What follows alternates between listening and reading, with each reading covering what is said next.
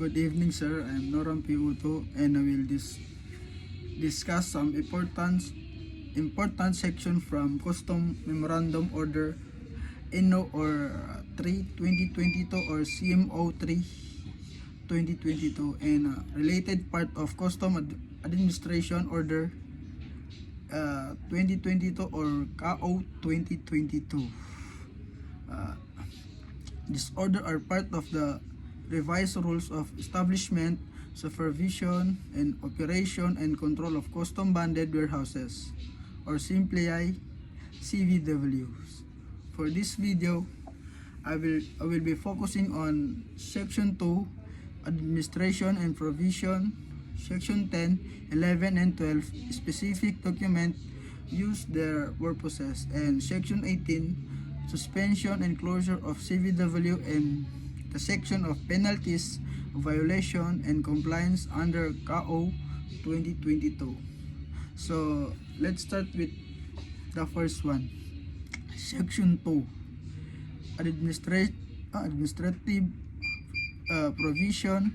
Section 2 basically explain how to entire management and supervision of custom bonded warehouses are organized. In other words, it lay out who's responsible for what within the Bureau of Customs. So, under this section, different office and official are assigned specific duties.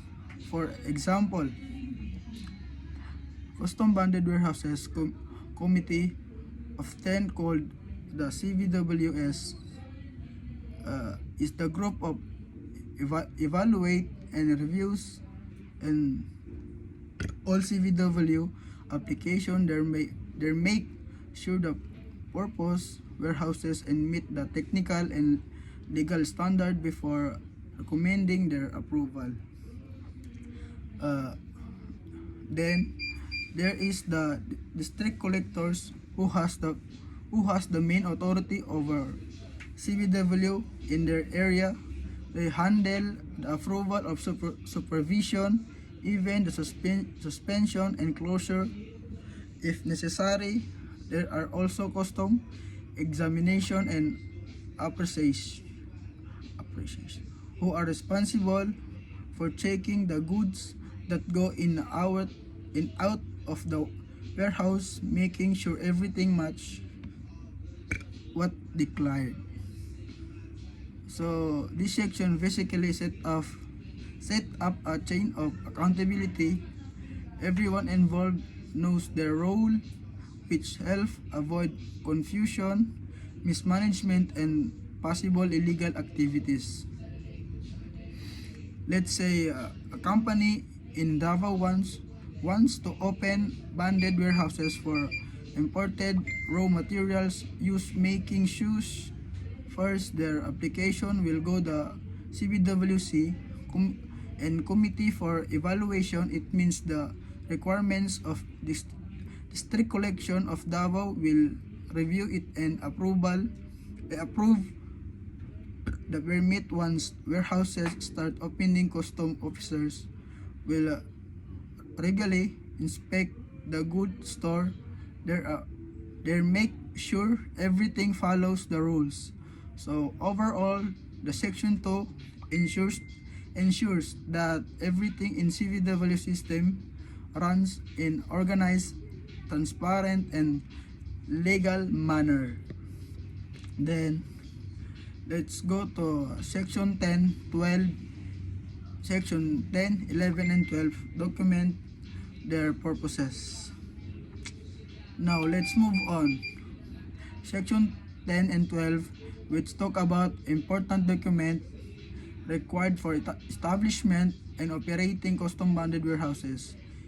Each of these documents plays in specific role, the process, and they work together to make everything legitimate and well monitored.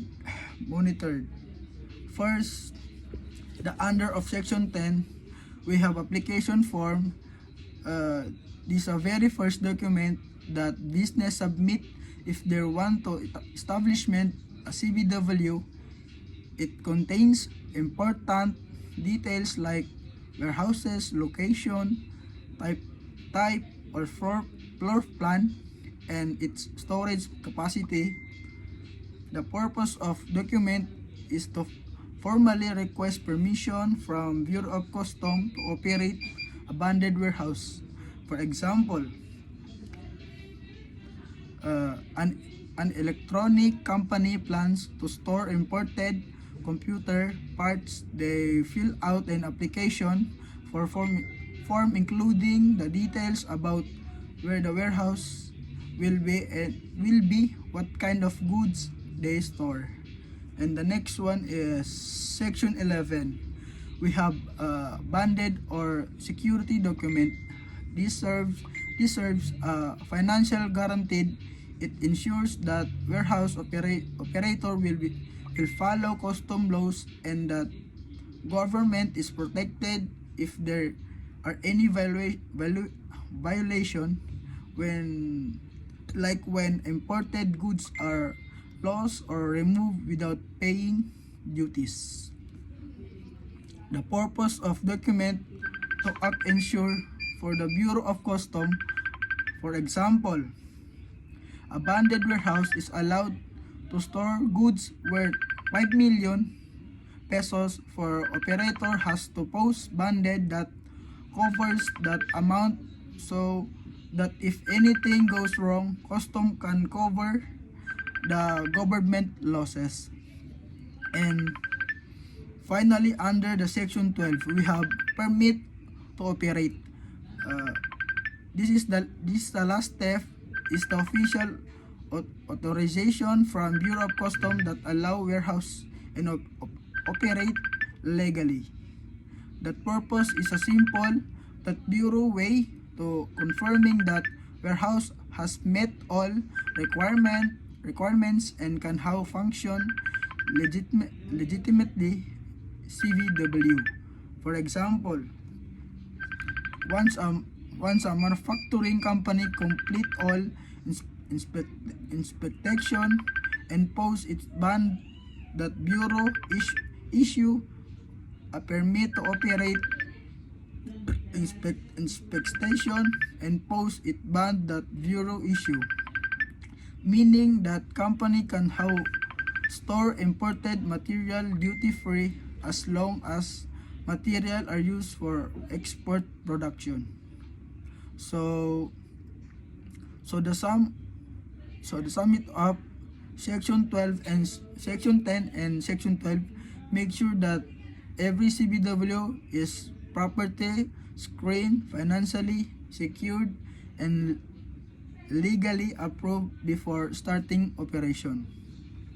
So let's continue to section 18, suspension and closure of CVW. Now let's talk about section 18, which over the suspension closure of custom bonded warehouses.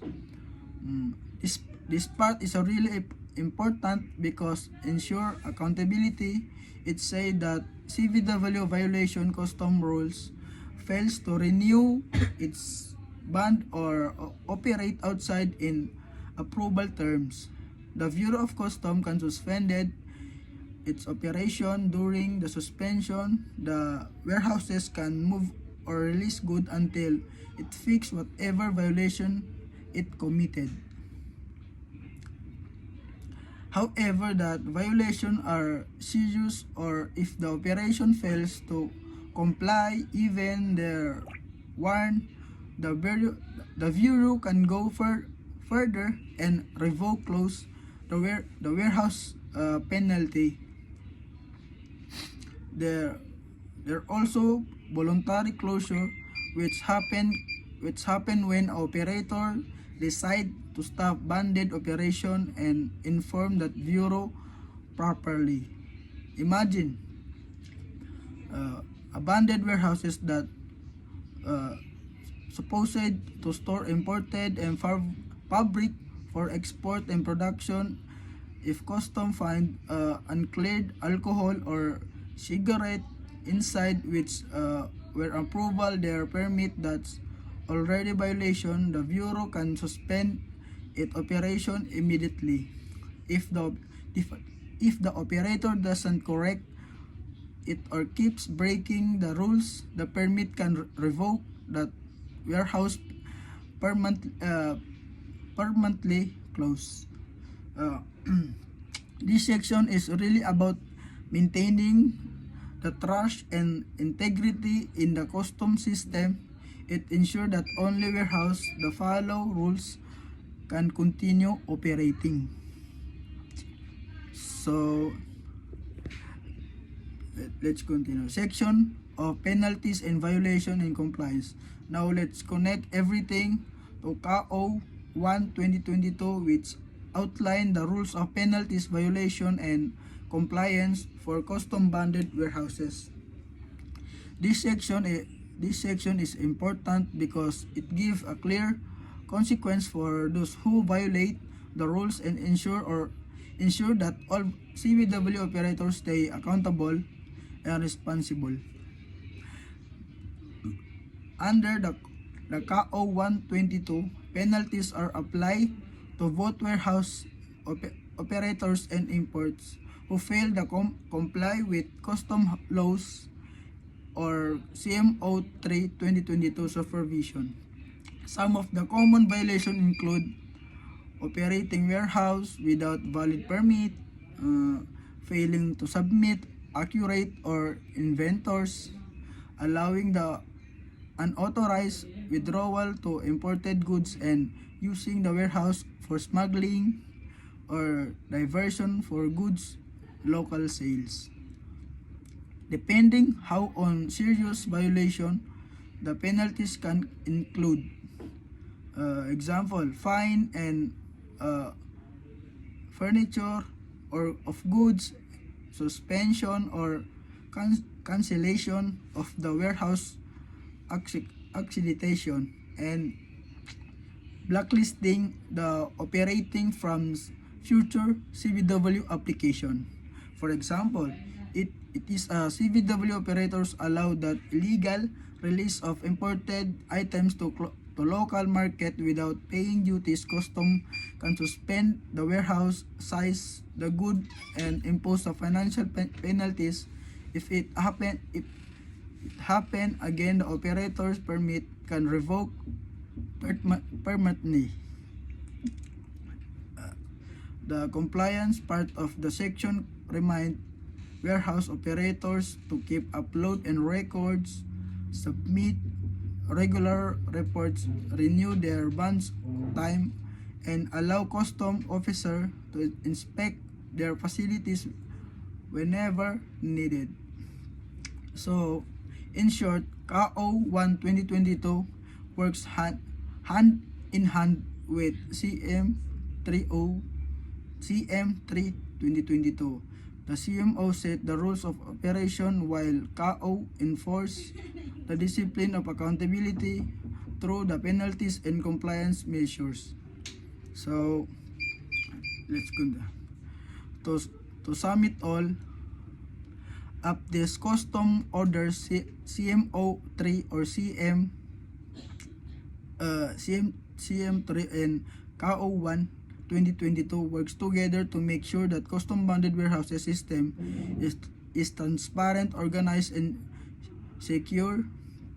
Section 2 defined the administration structure. Section 10 to 12 focus on essential document for operating a CBW. Section 18 deals with the suspension and closure, and the CAO-1-2022 section on penalties, compliance, ensure accountability, and fairness in enforcement. Altogether, these rules help protect government revenue, support legitimately trade, and maintaining the credibility of our custom system. Once again, I am Noram P. Otto. That's my detailed discuss on selected section of CM3 2022 and CAO-1 2022. Thank you for watching my video. Thank you.